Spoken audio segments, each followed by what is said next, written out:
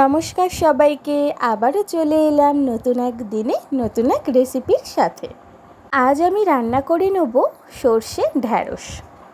অনেকেই ঢ্যাঁড়স পছন্দ করে না, একটু হড়হড় করে বলে মাঝে মধ্যে এরকমভাবেও ঢ্যাঁড়স রান্না করে দিলে যারা পছন্দ করে না তারা দেখবেন আঙুল চেটে খাবে।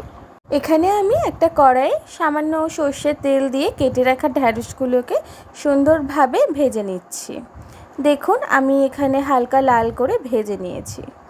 এরপর একটি কড়াইয়ে ওই 2 থেকে 3 চামচ মতো সর্ষের তেল দিয়ে তাতে কিছুটা কালো জিরে ফোড়ন দিয়েছি। এরপর একটা ছোট সাইজের টমেটো আমি কুচিয়ে কেটে দিয়েছি। এরপর নুন হলুদ দিয়ে টমেটোটাকে খুব সুন্দরভাবে কষিয়ে নিলাম।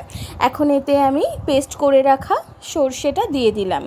এখানে আমি সাদা সর্ষে কালো সর্ষে 2 চামচ মতো দিয়েছিলাম, সাথে 3টে শুকনো লঙ্কা দিয়েছিলাম, ঝাল আপনাদের অনুযায়ী দেবেন।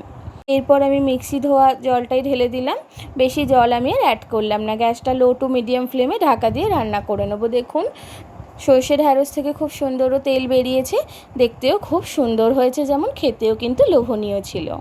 আবারও আসি নতুন এক ভিডিওর সাথে।